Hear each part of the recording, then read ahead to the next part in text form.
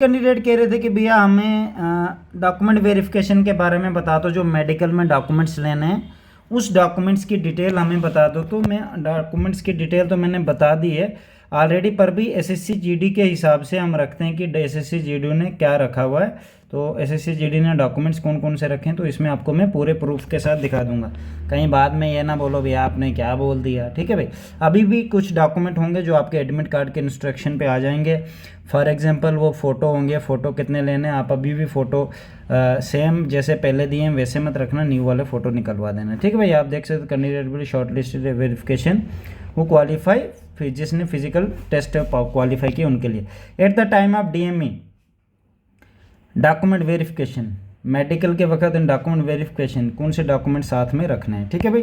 First आपके पास matriculation secondary certificate to prove age, name and education qualification. आपने 10th certificate दिखानी है जो कि आपकी एज भी प्रूव करेगी। जो आप बर्थ सर्टिफिकेट किए तो वो यही होती है, आपको कोई बर्थ सर्टिफिकेट बनाने की ज़रूरत नहीं है, ठीक है। 10th की मार्कशीट ही होती है, आपको उसमें एज प्रूव करनी होती है, अपना नाम एंड जो क्वालिफिकेशन कि आपने 10th पास किया है, ठीक है भाई। कुछ कैंडिडेट कह रहे थे ग्रेस मार्क्स वो जो आते हैं, 1-2 सब्स्टिट्यूट मार्क्स लगाते हैं बोर्ड वाले की, जैसे कि कैंडिडेट मैथ में फेल हो गया 10th में तो 2 नंबर बोर्ड वालों ने दे दिया और उसको पास कर दिया। तो भाई एसएससी में चलता है, ठीक है भाई। आर्मी में नहीं चलता, इसमें एलो है, तो आप आ सकते हो वो भी लेके, कोई दिक्कत करने वाली बात नहीं है। डोमिसाइल सेकेंडरी 10th ज़रूरी है, सेकेंडरी आपकी मर्जी है। आर में डाला हुआ कि सेकेंडरी अगर आपने 12th की भी देनी दे सकते हैं, बट आपको 10th की ही मोस्टली देनी पड़ेगी इन तीन चीज़ों को करने के लिए, नेम, एजुकेशन क्वालिफिकेशन और एज।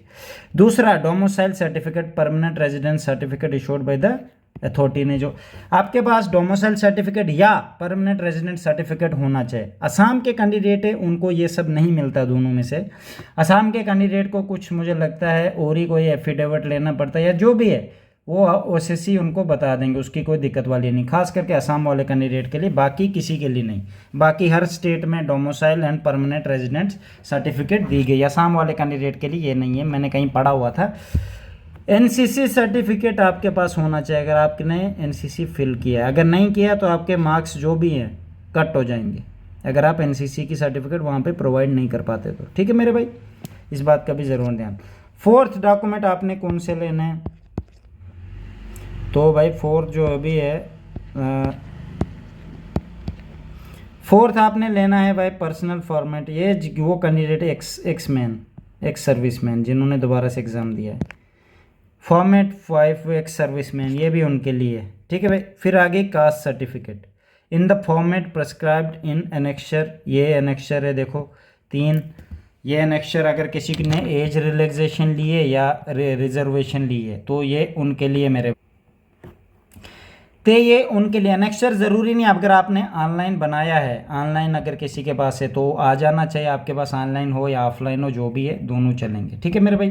क्रूशियल डेट का भी इसी वीडियो में एंड में बता देता हूँ, ठीक है, नीचे डाल के। अभी पहले डॉक्यूमेंट पे बात कर लेते हैं। फिर आपको कौन सा चाहिए, certificate from candidate who wish age relaxation of height chest measurement, ये वाला आपके पास चेस्ट हाइट और चेस्ट मेजरमेंट का होना चाहिए, आपने ऑलरेडी फिजिकल में दे दिया है या दिखाया है, जो भी आपके पास है तो ले जाना भाई। ये है certificate from district collector, district magistrate respect of dependent applicant, ये गुजरात वाले हैं जिनको वहाँ पे हुआ था ना वो विक्टिम जो थे वहाँ पे कुछ हुआ था उनके लिए, बाकी किसी के लिए नहीं, गुजरात वालों के लिए। जो गुजरात का कैंडिडेट है वो देख लेना, अगर आप इसमें फॉल करते हैं तो डेफिनेटली आपको ये ले लेना, डिस्ट्रिक्ट मजिस्ट्रेट या डिस्ट्रिक्ट कलेक्टर का साइन और एप्ली सब कुछ। बाकी ये आगे identity certificate for west Pakistani refugees जो जम्मू कश्मीर में रहते हैं, जम्मू कश्मीर लद्दाख में वेस्ट पाकिस्तानी रिफ्यूजी, उनको ये साथ में डॉक्यूमेंट लेना है, एफिडेविट, ठीक है भाई। अब नीचे इससे बात करते हैं, और कोई डॉक्यूमेंट ज़्यादा होते नहीं मेरे भाई, ठीक है। आधार कार्ड होता है, आइडेंटिफिकेशन वो होता है, फ़ोटो लेने 10-12 फ़ोटो लेने होते हैं मेडिकल में। बाकी वहीं पे आपको एक बड़ी फाइल बनेगी, वहीं पे आपको फॉर्म शॉर्म फिल कराएंगे, कोई 10-15 पेज का एक फॉर्म होता है, वहाँ पे देंगे, 2 फॉर्म होते हैं, वो आपने फिल करना होता है मेडिकल से पहले। हर एक चीज़ इन्फॉर्मेशन कौन सी भरनी है वो आपको मैं बता दूंगा। अगर कोई कैंडिडेट हमारे बैच में आना चाहता है और उस फॉर्म को घर में ही सब कुछ पहले चेक करना चाहता है कि भैया किस तरह होता है क्या होता है, तो आपको हमारे बैच में जो भी कैंडिडेट ज्वाइन हुए मेडिकल और डॉक्यूमेंट वेरिफिकेशन के लिए उनको सब चीज़ें प्रोवाइड कर दी जाएगी। अब हम आते भाई क्रूशियल डेट पे।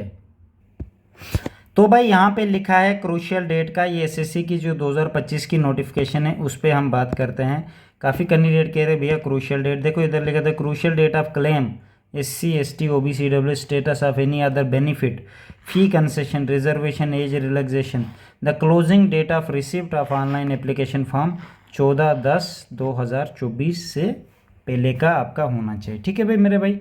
उसके बाद भी कैंडिडेट कुछ कह रहे थे अगर होगा तो क्या होगा भाई। ठीक है भाई। और इन्होंने एक और भी कहा ओबीसी वालों के लिए, a person seeking appointment on the basis of reservation OBC must ensure that he possess the caste community certificate does not fall in creamy layer on the crucial date. Creamy layer क्या होता है? Creamy layer होता है जो candidate के father 8 lakh से ज़्यादा पैसे कमाते हैं सालाना। नॉन क्रीमी लेयर वो होता है जिन कम कमाते हैं, जो कम वाले हैं उन्हीं का ओबीसी माना जाएगा। अगर किसी का फादर ज़्यादा कमाता है तो भाई डेफिनेटली आपको ओबीसी में नहीं, आपको जनरल रिजर्वेशन में ले लिया जाएगा। ठीक है मेरे भाई, बेस्ट ऑफ लक।